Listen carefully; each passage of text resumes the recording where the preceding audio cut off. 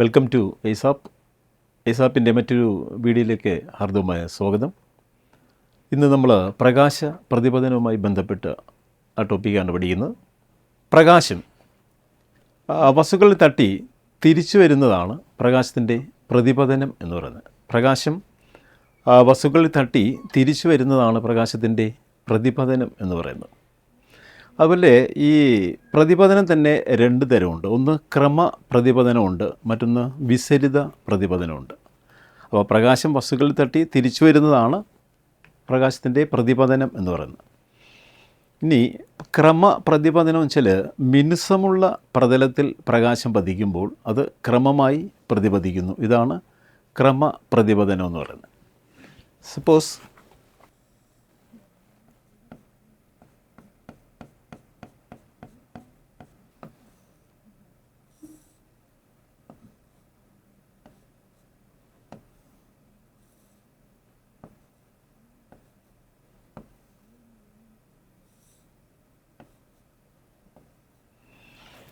ഇങ്ങനെ മിനുസമുള്ള പ്രതലത്തിൽ പതിക്കുന്ന പ്രകാശീകരണം ഇങ്ങനെ ക്രമമായിട്ട് പ്രതിപദിക്കും. ഇതിനെ നമ്മൾ വിളിക്കുന്ന പേരാണ് ക്രമ പ്രതിപതനം എന്ന് പറയുന്നത്.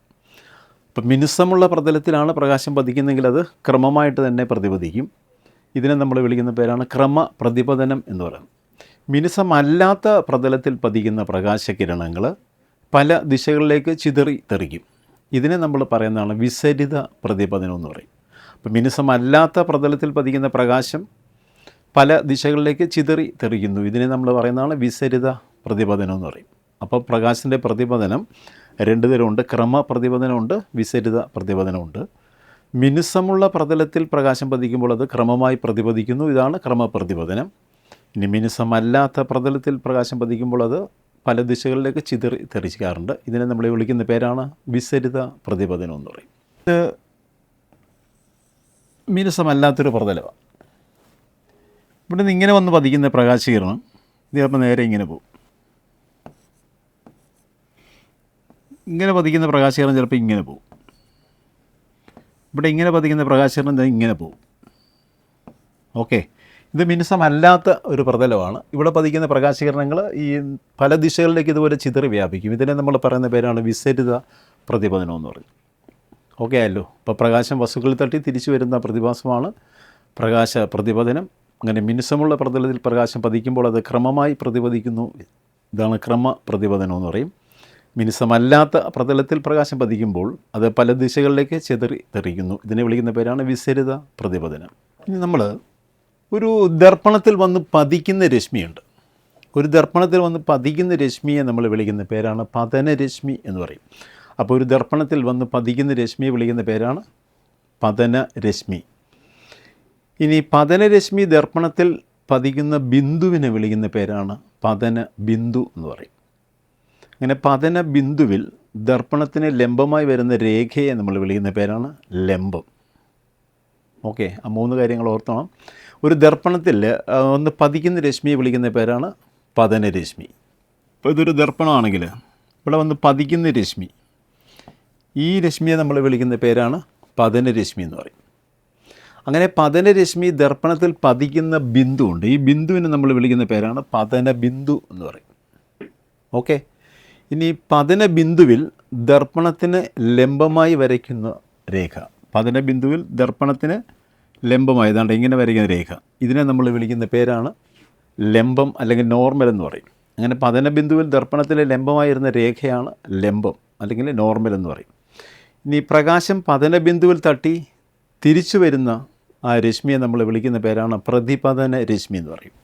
ഇവിടെ വന്ന് തട്ടിയിട്ട് ഈ പ്രകാശം തിരിച്ച് ഇങ്ങോട്ട് പോകും. ഇതിനെ നമ്മൾ വിളിക്കുന്ന പേരാണ് പ്രതിപതന രശ്മി എന്ന് പറയും. അപ്പം അങ്ങനെ ഒരു ദർപ്പണത്തിൽ വന്ന് പതിക്കുന്ന രശ്മി അത് പതനരശ്മിയാണ്.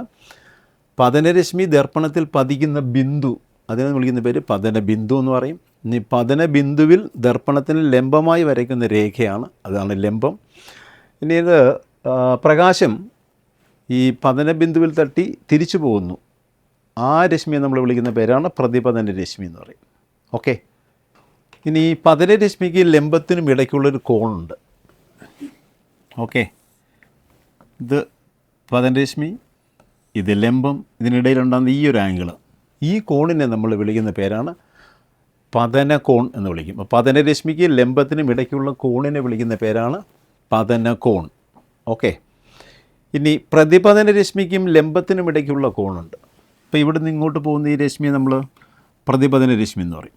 ഇതിനിടയ്ക്കുണ്ടാകുന്ന ഈ ആംഗിൾ, ഈ കോണിനെ നമ്മൾ വിളിക്കുന്ന പേരാണ് പ്രതിപതനകോൺ എന്ന് പറയും. അപ്പോൾ രണ്ട് കോണുകൾ ക്ലിയറായോ? ഒന്ന് പതനകോൺ, മറ്റൊന്ന് പ്രതിപതനകോൺ.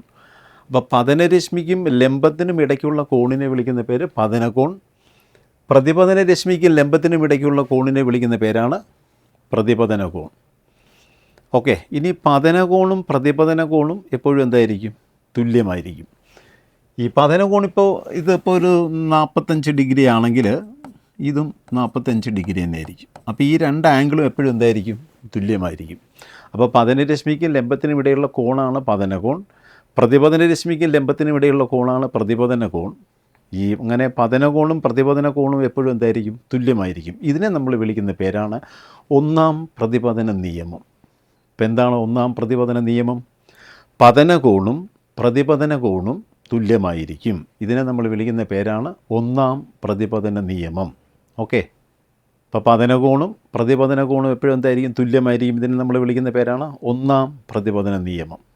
ഇനി പതനരശ്മിയും പ്രതിപതനരശ്മിയും അതുപോലെ പതന ബിന്ദുവിലേക്കുള്ള ലംബവും എപ്പോഴും ഒരേ തലത്തിലായിരിക്കും. അപ്പോൾ നമുക്ക് ഇത് പതനരശ്മി. അപ്പോൾ പതനരശ്മിയും അതുപോലെ തന്നെ പ്രതിപതനരശ്മിയും ഇതെങ്ങോട്ടുള്ള ഈ ഒരു രശ്മി, ഇതാണ് പ്രതിപതനരശ്മി. അവരുടെ പതന ബിന്ദുവിലേക്കുള്ള ആ ലംബവും ഈ ലംബം എന്ന് പറഞ്ഞാൽ ഈ നോർമലും എപ്പോഴും ഒരേ തലത്തിലായിരിക്കും. ഇത് രണ്ടെല്ലാം ഒരേ തലത്തിലായിരിക്കും പറഞ്ഞത്. ഓക്കെ. അങ്ങനെ പതനരശ്മിയും പ്രതിപതനരശ്മിയും പതനബിന്ദുവിലേക്കുള്ള ലംബവും എപ്പോഴും എന്തായിരിക്കും? ഒരേ തലത്തിലായിരിക്കും. ഇതിനെ നമ്മൾ വിളിക്കുന്ന പേരാണ് രണ്ടാം പ്രതിപതന നിയമം എന്ന് പറയും. അപ്പോൾ പതനരശ്മിയും പ്രതിപതനരശ്മിയും അതിൽ വരയ്ക്കുന്ന ലംബവും എപ്പോഴും ഒരേ തലത്തിലായിരിക്കും. ഇതിനെ നമ്മൾ വിളിക്കുന്ന പേരാണ് രണ്ടാം പ്രതിപതന നിയമം. ഓക്കെ. അപ്പോൾ എന്താ ഒന്നാം പ്രതിപതന നിയമം പറഞ്ഞ പതനകോണും പ്രതിപതനകോണും എപ്പോഴും എന്തായിരിക്കും? തുല്യമായിരിക്കും. ഇതാണ് ഒന്നാം പ്രതിപതന നിയമം. ഇനി രണ്ടാം പ്രതിപതന നിയമം പറയുന്നത് പതനരശ്മിയും പ്രതിപതനരശ്മിയും പതനബിന്ദുവിലേക്കുള്ള ലംബവും എപ്പോഴും ഒരേ തലത്തിലായിരിക്കും. ഇതാണ് രണ്ടാം പ്രതിപതന നിയമം എന്ന് പറയുന്നത്. ഇനി പ്രതിപതന തലങ്ങൾക്കിടയിൽ അങ്ങോട്ടും ഇങ്ങോട്ടും പ്രകാശം ഒന്നിലധികം തവണ പ്രതിപദിക്കുന്നതാണ്. ഇതിനെ നമ്മൾ പറയുന്നതാണ് ആവർത്തന പ്രതിപതനം. ഓക്കെ. അപ്പോൾ അതായത് പ്രതിപതന പ്രതലങ്ങൾക്കിടയിൽ അങ്ങോട്ടും ഇങ്ങോട്ടും പ്രകാശം ഒന്നിലധികം തവണ പ്രതിപദിക്കും. ഇതിനെ വിളിക്കുന്ന പേരാണ് ആവർത്തന പ്രതിപതനം. ഉദാഹരണത്തിന് നമ്മൾ അഭിമുഖമായി വെച്ചിട്ടുള്ള രണ്ട് ദർപ്പണങ്ങൾക്കിടയിൽ ഒരു മെഴുകുതിരി നമ്മൾ കത്തിച്ചു വെച്ചാൽ അതിൻ്റെ അനേകം പ്രതിബിംബങ്ങൾ നമുക്ക് കാണാൻ സാധിക്കും. അതുപോലെ ഈ ബാർബർ ഷോപ്പിലൊക്കെ നമ്മൾ പ്രയോജനപ്പെടുത്തിയിരിക്കുന്ന അല്ല ഉപയോഗപ്പെടുത്തിയിരിക്കുന്നത് ആവർത്തന പ്രതിപതനമാണ്. ഇപ്പോൾ ഇത് ഒരു ദർപ്പണമാണ്, ഇത് മറ്റൊരു ദർപ്പണമാണ്. ഇതിനിടയിൽ നമ്മൾ ഇവിടെ ഒരു മെഴുകുതിരി വെച്ച് കഴിഞ്ഞാൽ ഈ പ്രകാശം ഇവിടെ വന്ന് പതിക്കും, പിന്നെ അവിടെ നിന്ന് തട്ടി ഇവിടെ വരും, ഇവിടെ നിന്ന് ഇങ്ങോട്ട് പ്രതിപദിക്കും, പിന്നെ ഇങ്ങോട്ട് പ്രതിപദിക്കും, ഇങ്ങോട്ട് പ്രതിപദിക്കും, ഇങ്ങനെ ഒന്നിലധികം തവണ ഇങ്ങനെ പ്രതിപദിച്ചുകൊണ്ടിരിക്കും. ഓക്കെ. അപ്പോൾ ഇവിടെ നമുക്ക് അനേകം പ്രതിബിംബങ്ങൾ അതിൻ്റെ കാണാൻ പറ്റും. ഇതിനെ നമ്മൾ പറയുന്നതാണ് ആവർത്തന പ്രതിപതനം. അപ്പോൾ ബാർബർ ഷോപ്പിൽ ഉപയോഗപ്പെടുത്തിയിരിക്കുന്നത് എന്താണെന്ന് വെച്ചാൽ പ്രകാശത്തിൻ്റെ ആവർത്തന പ്രതിപതനമാണ്. ഇനി ഒരു തടസ്സത്തിനപ്പുറമുള്ള കാഴ്ചകൾ കാണാൻ സഹായിക്കുന്ന ഉപകരണമാണ് പെരിസ്കോപ്പ് എന്ന് പറയും. ഒരു തടസ്സത്തിനപ്പുറമുള്ള കാഴ്ചകൾ കാണാൻ സഹായിക്കുന്ന ഉപകരണത്തെ വിളിക്കുന്ന പേരാണ് പെരിസ്കോപ്പ്. പെരിസ്കോപ്പിലെ ദർപ്പണങ്ങൾ ക്രമീകരിച്ചിരിക്കുന്ന കോണളവ് അത് 45 ഡിഗ്രി ആയിരിക്കും. ഓക്കെ.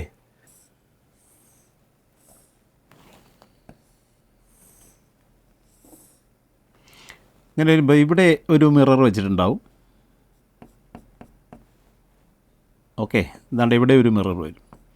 ഈ രണ്ട് മിററുകളും ക്രമീകരിച്ചിരിക്കുന്ന എപ്പോഴും എന്താണെന്ന് വെച്ചാൽ 45 ഡിഗ്രി ആംഗിളിലായിരിക്കും. അപ്പോൾ ഒരു തടസ്സത്തിനപ്പുറമുള്ള കാഴ്ചകൾ കാണാൻ സഹായിക്കുന്ന ഉപകരണമാണ് പെരിസ്കോപ്പ്. ഈ പെരിസ്കോപ്പിലെ ദർപ്പണങ്ങൾ ക്രമീകരിച്ചിരിക്കുന്ന കോണളവ് 45 ഡിഗ്രിയിലായിരിക്കും. ഇനി പെരിസ്കോപ്പിൻ്റെ താഴെയുള്ള കണ്ണാടിയിൽ നോക്കുമ്പോൾ മുകളിലത്തെ കാഴ്ചകൾ കാണുന്നതിന് കാരണം അത് ആവർത്തന പ്രതിപതനമാണ്. അപ്പോൾ ഈ പെരിസ്കോപ്പിൻ്റെ താഴത്തെ കണ്ണാടിയിൽ നമ്മൾ നോക്കുമ്പോൾ ഈ മുകളിലത്തെ കാഴ്ചകൾ കാണാൻ സാധിക്കുന്നു. അതെന്ന് പറഞ്ഞാൽ പ്രകാശത്തിൻ്റെ ആവർത്തന പ്രതിപതനമാണ്. ഓക്കെ. പ്രകാശത്തിൻ്റെ പ്രതിപതനവുമായി ബന്ധപ്പെട്ട കുറച്ച് കാര്യങ്ങൾ. ഇതുപോലുള്ള ഇൻഫോർമേറ്റീവ് വീഡിയോസിനായി എയ്സിൻ്റെ യൂട്യൂബ് ചാനൽ സബ്സ്ക്രൈബ് ചെയ്യുക. മറ്റൊരു വീഡിയോയുമായി നമുക്ക് അടുത്ത ദിവസം കാണാം. Okay, all the best. Thank you.